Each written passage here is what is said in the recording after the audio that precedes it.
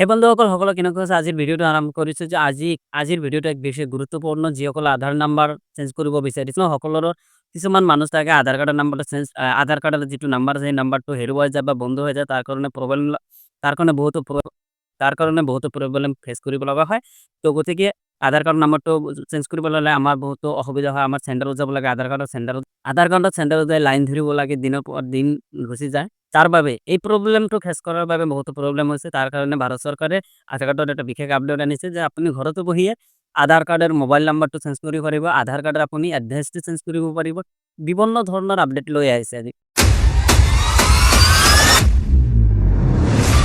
আধাৰত থকা register mobile নাম্বাৰটো চেঞ্জ কৰিবলৈ হ'লে প্ৰথমতে আপুনি গুগল প্লে ষ্ট'ৰ যাব লাগিব। মোবাইলত আপুনি গুগল প্লে ষ্ট'ৰ অ'পেন কৰিব।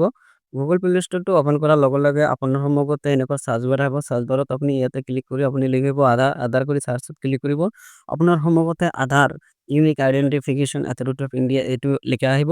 ইয়াতে আপুনি ইনষ্টল মাৰিব। ইনষ্টল কৰিব আধাৰ কাৰ্ডটো ডাউনলোড কৰি ল'ব। আধাৰ কাৰ্ডটো ডাউনলোড কৰাৰ লগে লগে আপোনাৰ সন্মুখত এনেকুৱা আহিব। অলপমান ধৈৰ্য ধৰি ভিডিঅ'টো চাব। স্কেনিং হৈ আছে। তাৰপিছত আপোনাৰ অ'পেন আহিব। অ'পেনত আপুনি ক্লিক কৰিব। অ'পেনত ক্লিক কৰাৰ লগে লগে আপোনাৰ সন্মুখত ইণ্টাৰফেচ আহিব। এলো আধাৰ তেতিয়া আপুনি এলো মাৰিব। ফাৰ্ষ্টৰ অপশ্যনটো ইয়াতে ক্লিক কৰিব। তাৰপিছত এলো মাৰিব। এলো আকৌ এলো তাৰপিছত এনেকুৱা আপোনাৰ ইণ্টাৰফেচ আহিব। লগে লগে আপুনি ডিস্কভাৰী কে ফিউচাৰ ইয়াতে আপুনি ক্লিক কৰিব।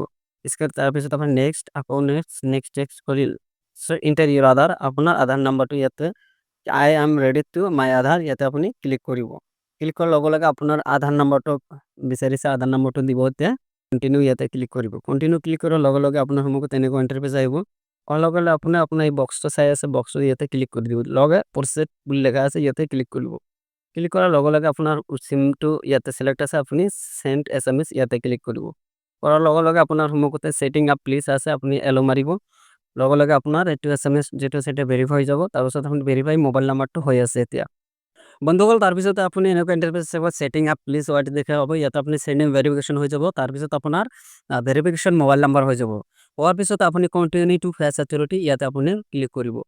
ক্লিক কৰাৰ লগে লগে আপোনাৰ সন্মুখতে ইণ্টেল ফেচ অথৰিটেশ্যন ইয়াতে আপুনি ক্লিক কৰিব। ক্লিক কৰাৰ লগে লগে আপোনাৰ যিটো ফেচ আছে আপুনি ফেচটো দি দিব। এনেকৈ আপোনাৰ সন্মুখতে এনেকুৱা ইণ্টাৰফেচ আহিব। তাৰপিছত আপোনাৰ প্ৰচেড লিখা থাকিব।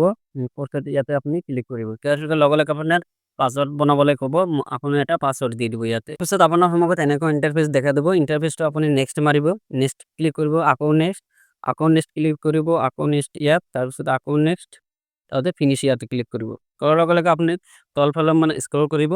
ইয়াতে আপুনি চাব মাই আধাৰ আপডেট ইয়াতে আপুনি ক্লিক কৰিব। লগে লগে আপোনাৰ সন্মুখতে চাৰিটা অপশ্যন আহিব। এটা হ'ল মোবাইল নাম্বাৰ আপডেট, আকৌ হ'ল address update, name update, email ID update. এতিয়া কোনটো আপডেট সেইটো মই আপোনাক দেখাবলৈ বিচাৰিম। এড্ৰেছ আপডেট যদি আছে ইয়াতে ক্লিক কৰিব। লগে লগে ইয়াত লিখা উঠিব যে কামিং চুন। এতিয়ালৈকে ফিউচাৰটো এতিয়ালৈকে ইনাবেল হোৱা নাই। ইনাবেল কামিং চুন অতি সোনকালে ইনাবেল কৰিব। অ'কে ক্লিক কৰিব। তাৰপিছত নেম আপডেট আছে ইয়াতে আপুনি ক্লিক কৰিব। সেইটো ইয়াতে সেম টু সেম লেখা আছে কামিং চুন মানে ফিউচাৰটো ইনাবেল কৰা নাই। তাৰপিছত আপুনি ইমেইল যিটো আছে ইমেইল আপডেট এইটো এতিয়া ইনাবেল কৰা নাই। এতিয়া আছে অকল মোবাইল নাম্বাৰটো আপুনি আপডেট কৰিব পাৰিব। মোবাইল নাম্বাৰ আপডেট কৰিবলৈ হ'লে আপোনাৰ প্ৰচেছিং ফি যিটো আছে সেইটো আপোনাৰ 75 ৰুপিজ দিব লাগিব। তাৰপিছত প্ৰচেছিং টাইম যিটো আছে সেইটো হ'ল আপোনাৰ 30 দিন। 30 দিনৰ ভিতৰত আপোনাৰ কামটো হৈ যাব। মানে কণ্টিনিউ ইয়াতে ক্লিক কৰিব। লগে আপুনি নিউ নাম্বাৰ যিটো আছে ইয়াতে নিউ নাম্বাৰ দিব। নিউ নাম্বাৰটো দিয়াৰ লগে লগে আপোনাৰ ইয়াতে সেন্ড OTP যাব। OTP গৈ গ'লে আপোনাৰ OTP যোৱাৰ পিছত আপুনি ছাকচেছ হ'ব। তাৰপিছত আপুনি পে'মেণ্টটো কৰিব লাগিব 75 ৰুপিজ। এনেকৈ আপুনি আপোনাৰ মোবাইল নাম্বাৰটো আধাৰ কাৰ্ডত সংযুক্ত থকা মোবাইল নাম্বাৰটো আপুনি চেঞ্জ কৰিব পাৰে।